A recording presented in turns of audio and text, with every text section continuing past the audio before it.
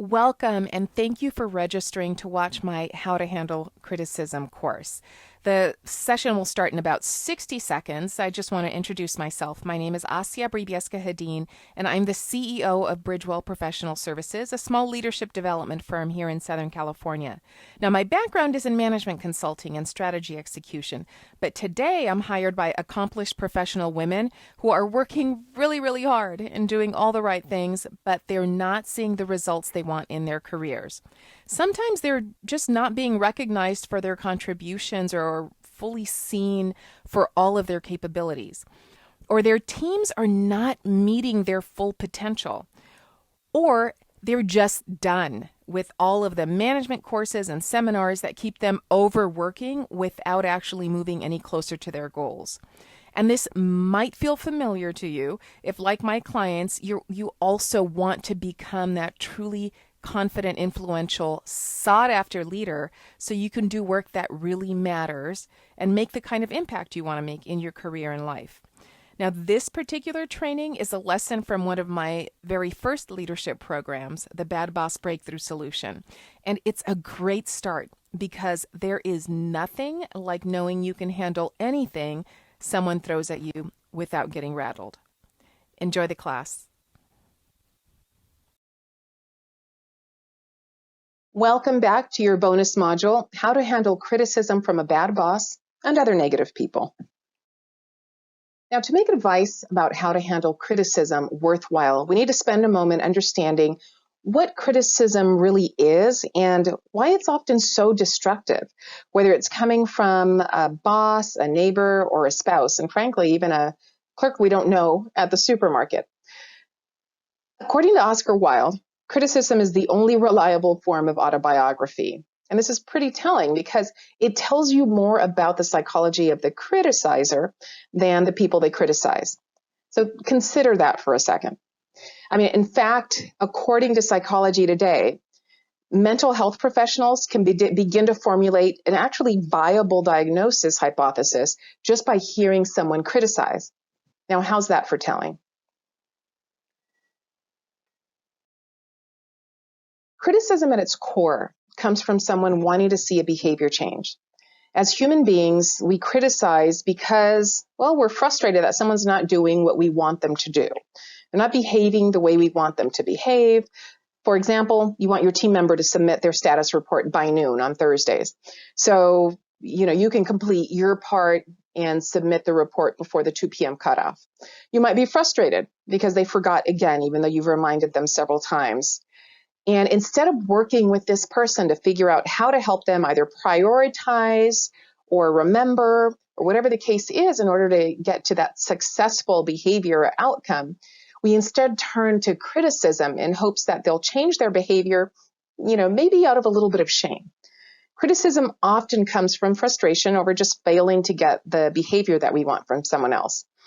And like I said, it's a way of shaming us into different behavior, which some theorize, goes way back to our cave people days, when being ostracized and not adhering to social norms could actually cost us our lives. So the emotion we refer to today as shame really helped keep us alive back then. But today, even when we no longer need approval from the clan to live a long and fruitful life, that primitive part of our brains that holds the emotion we think of as shame is still alive and kicking. But if there's one thing to keep in mind, it's that we cannot make someone change their behavior, even through shame, probably especially through shame. So thinking we're going to force them through shaming them or putting them down to behave the way we want them to is truly a lost cause. It doesn't work on us and it doesn't work on others. And that's for two main reasons that this doesn't work. Whatever your personality type, whether you're an introvert or an extrovert, there are two, kind of very human truths at play. One is that we don't like to be controlled. And the other is that we don't like to be put down. And unfortunately, criticism is an incredibly efficient means of hitting on both of these. And again, as a result, it's incredibly ineffective in terms of affecting any sort of behavior change. And there's a very destructive element to criticism. And it might start back from when we were children, because as children, we would often confuse criticism with rejection. You might recall that, children try very hard to get approval and validation and the thumbs up from their parents. So not getting it feels like they're at risk and, again, in danger. Criticism also makes us feel like we're being knocked down a peg and like our own kind of self-perception is at risk. In addition to, again, the ineffective nature of feeling shame or feeling like we're not good enough, etc. Now, criticism versus feedback. For clarity's sake, it really is important to distinguish between the two, because feedback plays a role in actually moving us towards, an outcome that we want, something positive. Now, in the Bad Boss Blues chapter of the program, you heard me distinguish bad bosses as looking for opportunities to punish versus opportunities to teach. So as you can imagine, that also distinguishes criticism from feedback. Criticism often focuses on what's wrong with you. It feels very personal. Like, why is your work? It feels like you're being told you're not good enough. Why is your work always so sloppy? Why aren't you doing what you know you're supposed to be doing? Feedback, on the other hand, because it's speaking to trying to empower you towards a next level or a new behavior, might sound like, hey, this still isn't quite right, but do a quick audit and see if you can't catch what's missing. I mean, you see that? It's the same mishap, right? We still made the same fumble, but there's a big difference in terms of inspiring a behavior change and how it leaves the recipient feeling when we provide feedback versus criticism. So again, in terms of the distinction, criticism is focused on punishing and diminishing, and feedback is focused on teaching and hopefully eliciting an improved behavior as a result of increasing skills. Criticism focuses on attacking your qualities, while feedback focuses on adjusting your task or filling that skill gap. Again, devaluing versus encouraging, and blaming versus focusing on a solution and how to address it. Now, in case you're as perplexed as most of us about why we care what others think of us, and really more importantly and more mysteriously, why we care about what someone we don't even respect or like might think of us, there are a couple of theories, and again, these go back a long way. So one I already touched on. That's back in the cave days, where our very survival hinged on being included and validated or approved by our clans, our group of people. Being shunned by our community back then or ousted meant just about certain death. So again, that shame emotion played a strong role in helping us keep alive and safe, and really making us sensitive to others' disapproval, so that we wouldn't do anything inadvertently to get us kicked out, and as a result, put us in peril. Now, although we know that today we have many clans and social communities, and certainly being kicked out of one or not being liked by people in another is not going to impact our ability to have a perfectly fulfilling and fantastic life. But that primitive brain responsible for shame and helping us keep alive, even though we no longer need that level of sensitivity, it remains active today. Which means whether it's our neighbor or our partner or our boss, or again, the clerk at the store, their disapproval can feel like it's driving us to distraction. It can really just drive us nuts. And we don't even understand why that's happening. And then if we come forward a bit, more recent history, another theory is that given our utter dependency on our parents at a very early age, and the near certain death that would follow if they decided they simply didn't like or want us anymore, and just left us out to brave the world on our own, we became really good, as I mentioned earlier, at seeking approval and validation from our parents and from other authority figures in our lives. Now, granted, a boss might have some say over your review, your pay, and even whether you keep a job when things are downsizing or not. But I hope you'll all agree that one boss not liking you does not translate into certain death. But in our minds, our relationships with those authority figures often hinges on our being fully likable, fully validated, and fully approved of by them, because there's still that very real sense of danger, even though there is absolutely no danger. And we can see this everywhere in relationships where you have, for example, an abusive relationship, where you have an abusive boss or an abusive spouse or abusive and belittling colleagues. When we find that we're trying to jump through hoops for someone we truly dislike and don't respect at all, pause for a moment and consider whether that's coming from the role of potentially your primitive brain that might be playing into that all-consuming need for approval and validation. Again, you're perfectly safe, but understandably, our primitive brains, that are watching out for us, and us continuing to be pulled into trying to gain validation and seeking approval is in response to that. So to the extent that we can catch it, that we can distinguish it, we might have an opportunity to make a different decision. Now let's dive into handling criticism. I want to talk about emotional intelligence for a moment. I know you've gone through the emotional intelligence module, but in a nutshell, emotional intelligence is awareness of our emotions and the emotions of others, awareness of the impact of our actions and reactions on ourselves, on others, and on our relationships with them. And also management, the ability to actually manage our emotions so that we get an outcome that benefits us, not flying off the handle because we got upset and then regretted what happened next.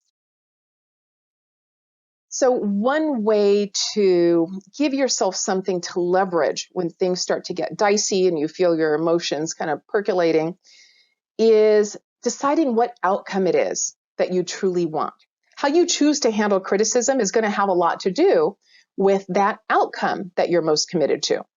So I want you to get clear on what you want from that next interaction. But the trick here is to focus on what you want for yourself, not how you want someone else to behave, not how you wish you can control, what they're doing. So take a moment, go ahead and close your eyes and pause the lesson if you need to, and imagine that next interaction where you believe you're likely to be approached with that same level of negativity or unhelpful criticism.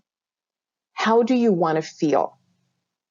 What do you want your experience to be regarding that interaction? Again, this isn't what you want for them or from them, not what you want for the sake of justice and calling them out, even though, nobody would disagree that you're right and they're wrong. And it's not even how you want them to acknowledge that they were wrong, but what you want to feel or experience yourself during and after the exchange. Because if you got nothing else from this first part of the session, it's that we can't make someone else change their behavior, which means what we're left with is defining how you want to change your behavior or how you want to end up feeling after that exchange and the choices that you make in that moment to get you to that outcome.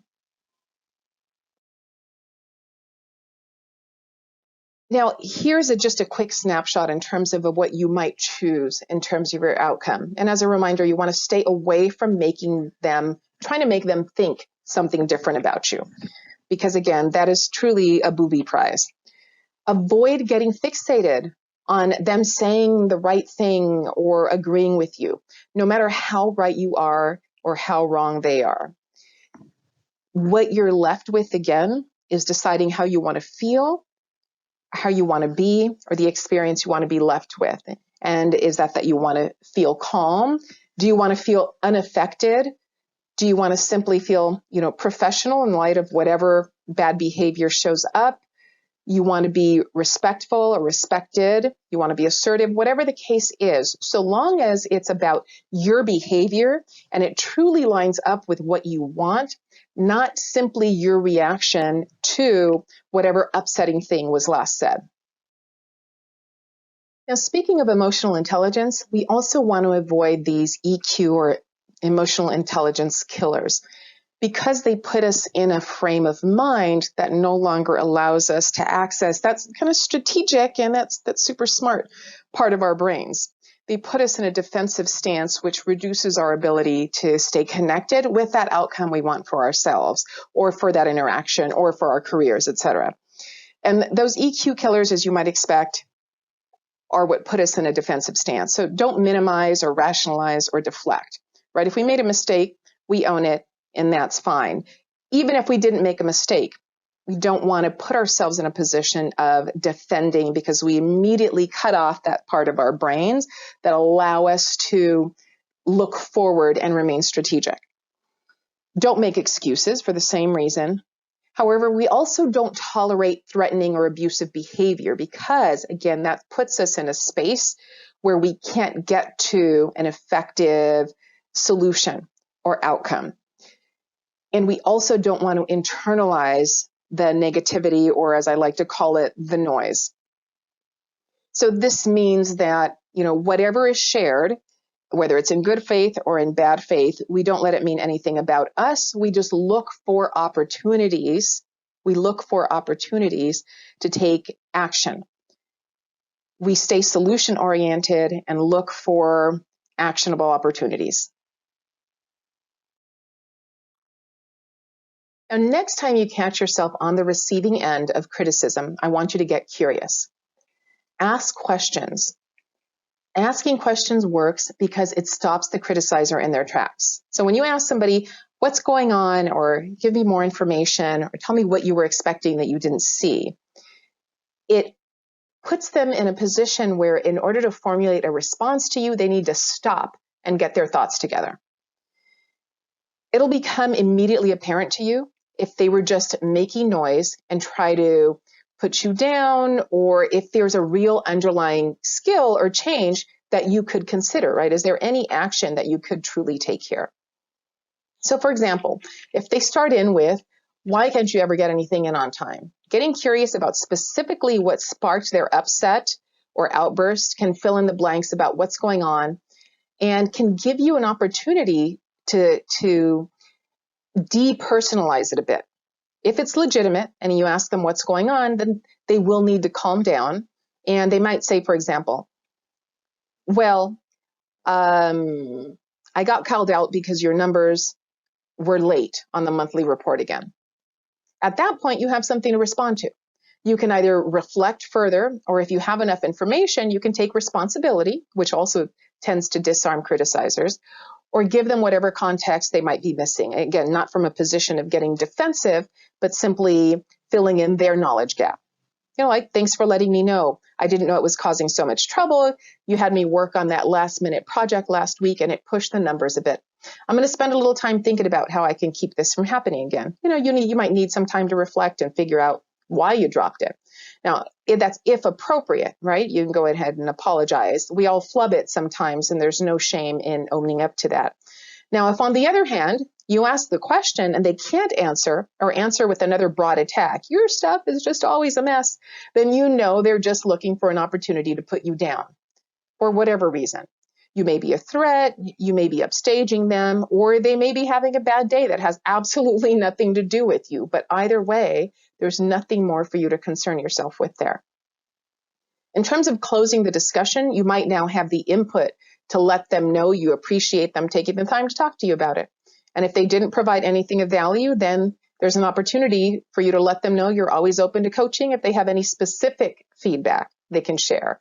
So that way you know where to focus your attention. Right? This keeps you in control of the conversation, even if you're the recipient of the criticism. It's interesting. When you mention coaching to a criticizer, it can actually have a disarming effect because there's no longer a fight. And your words might even have the side effect of putting them in a mindset of looking out for you. Again, it doesn't always happen, but happens often enough to make it worth noting. Most everyone likes to be asked for their advice. And most also like to be put in a position to share their knowledge if they have it to share. So something to keep in mind for next time. And when someone's upset, we want to interrupt that process. We want to shift their focus, and the same goes for an unreasonable criticizer.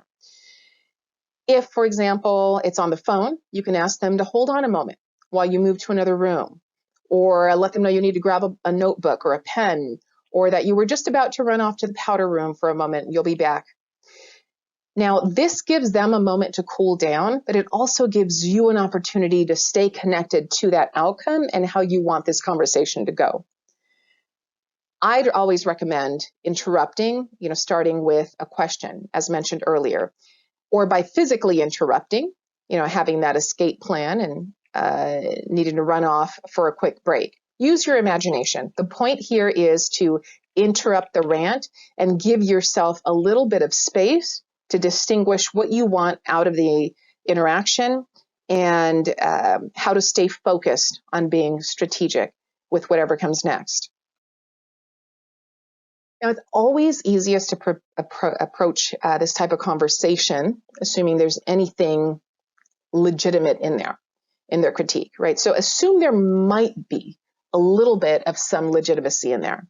So once you get curious and ask questions, listen and let them get it off their chest. While it's going to seem hard, certainly at times, you're going to want to keep a neutral expression. You're not going to be happy about it. You almost want to just engage in the conversation as though you're either an outside observer or as though somebody's just reading to you their shopping list, right? There is nothing good or bad about it. It's just entirely neutral. But it helps you stay disimpassioned enough to remain, again, emotionally intelligent and committed to that outcome. And that's not far off, by the way, as we mentioned early on, that there's a good chance that the criticism has much more to do with them than with you. So when you make it about you, again, you've now given up or are at risk of limiting your emotional intelligence.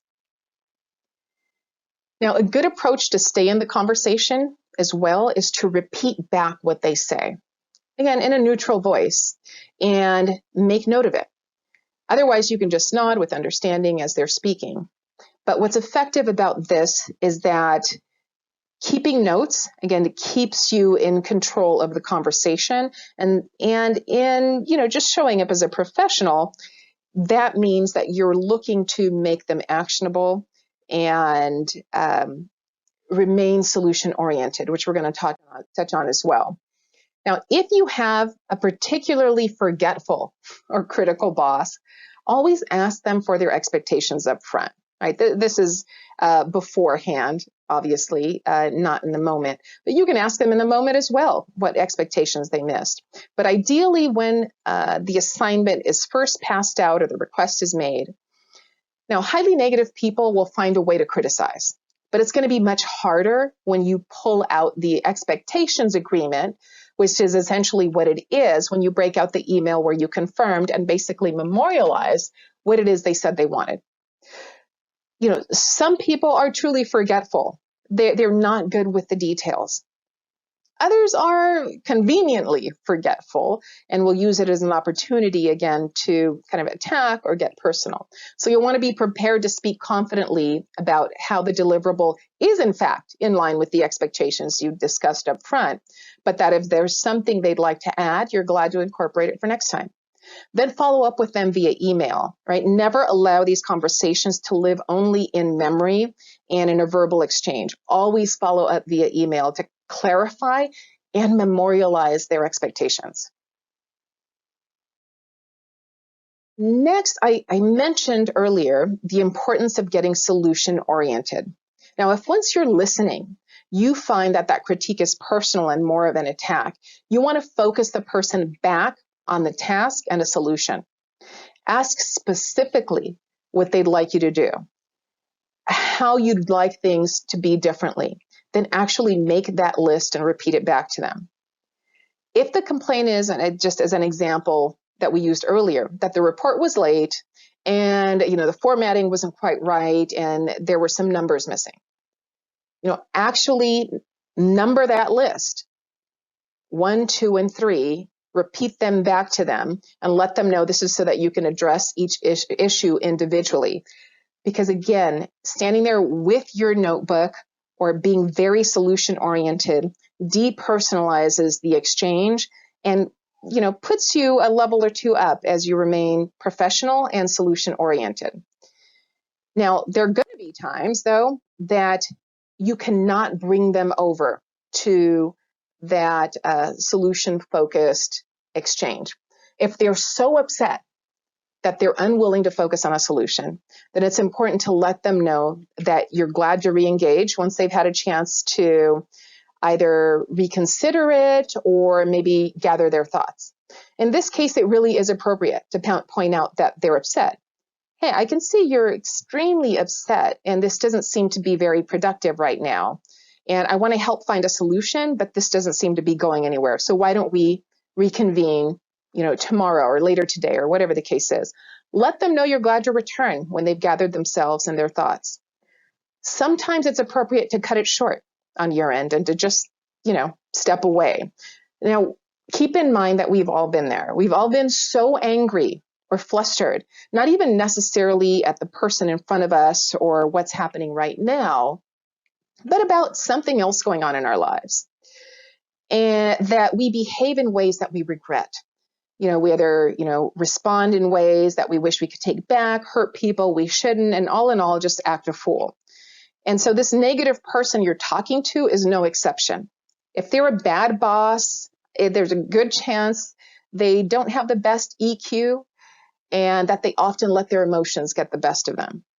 And you respectfully excusing yourself from an unproductive situation, and asserting your expectation that they behave better than they are might even have a light bulb turn on for them. One caveat here, and that is, as much as it might seem satisfying to call out their anger in order to cause them embarrassment or humiliation or because it's appropriate payback, etc., that's a slippery slope. And you don't want to call it out for the sake of attacking them, but rather to empower you to be in this exchange, again, from a position of power and actually getting an outcome that's worthwhile, or to be able to get to the understanding that there's nothing more for you to do about their feedback. But do it for yourself. Do it to let them know this is not acceptable behavior or a productive approach to finding a solution. So we've run through several strategies. I hope you were taking notes that whole time because we went through them pretty quickly, but I'm going to do a quick 90-second recap. So we started with the foundation about why people criticize. And again, it's intended to elicit a certain behavior change that hasn't been elicited. But as you've learned, it's absolutely ineffective and in fact destructive. We talked about why we care what others think about us, even when we don't respect those others. We talked about the importance of really leveraging our emotional intelligence so that the exchange, positive or negative, can still keep us aligned with that outcome we want for ourselves. And finally, because our emotional intelligence is going to help deliver that outcome, we want to be clear on what we want out of that exchange. Do we just want to remain calm? Do we just want to understand? Do we want to remain unaffected? All valid outcomes, whatever it is that works for you, but simply be clear about what you want to get out of the exchange. Now, as it relates to strategies, we talked about the benefit of asking questions to both disarm and gain clarity. We talked about the importance of interrupting the upset and having an escape plan so that both you can gather yourself and potentially to give them a moment and depersonalize the situation. We also talked about listening to understand and staying neutral. Again, it's a shopping list and you're just there listening. There is no good, there is no bad. We talked about how to empower yourself by setting expectations up front and memorializing agreements in writing via email. And about the importance of getting solution-oriented and transforming the exchange to one where you're both focused on a solution. And the importance of distinguishing what the complaints are, actually creating a list, and addressing them individually, again, specifically so that you can both remain solution-oriented. And then finally, we talked about acknowledging the anger and, if necessary, removing yourself from a situation that is either abusive or inappropriate or potentially threatening. It's always appropriate to excuse yourself, letting them know that this feels uncomfortable and that you'd like to re-engage at another time. Okay, now you have several strategies for dealing with critical people, and here's how you apply it. Now, this is critical because we know that transformation and growth comes from actually doing and applying, not just taking in new information. So I want you to set aside 10 minutes with a notebook and something to write with. Now, I do recommend putting pen to paper for this one, but you can certainly do it on a device. However you do it, this activity will not only solidify what you just learned, but it'll also give you a real living, breathing action plan for maintaining poise and confidence when dealing with that next critical person. Okay, so here is your assignment. Step 1, identify a specific difficult conversation that you've had in the past with a critical person and try to recall as much as you can about that interaction. You know, what they said, what you said, how you felt, the outcome, etc. Now, once you have that conversation in mind, I want you to spend about 1 minute per strategy that I introduced here and write out the answer to these 2 questions. Question 1, how might have applying this strategy changed the outcome of that conversation? And question 2, how might have applying this strategy changed how I felt after this difficult conversation? And just to note, when you consider how you felt, that includes how you felt about yourself, the other person, the solution or lack of solution, the whole outcome, etc. Step 3. For step 3, take about 2 or 3 minutes and consider which strategies you could have stacked together and how they might have changed the outcome and your experience of that conversation. And then finally, for step 4, after you finish the reflection portion, I want you to discuss the results with your coach or mentor or accountability partner, because again, real growth comes from pulling the learning into your daily life. Now, if this learning resonated with you and you are not working with a coach, I invite you to explore working with me. And here's how you do that. You go to hourofsuccess.com. No extra dashes or anything like that, just hourofsuccess.com, and schedule a free 1-hour discovery session. These are private one-on-one sessions with me. Now, if there's any trouble scheduling, just email my office at team@bridgewellpro.com. Now, I want to be clear about what you can expect on our discovery call. So here's what we're going to do. I'm going to walk you through a specific process. We're going to explore your biggest challenges and what the next best steps are that you can take to address them. And then if your challenges and my services line up, I'll give you options for how we can work together further. Otherwise, you'll walk away with a roadmap for how to make some immediate progress on your priorities. Okay, folks, this wraps up our time together today. So go apply what you learned. And thank you for watching this session. And I will see you next time.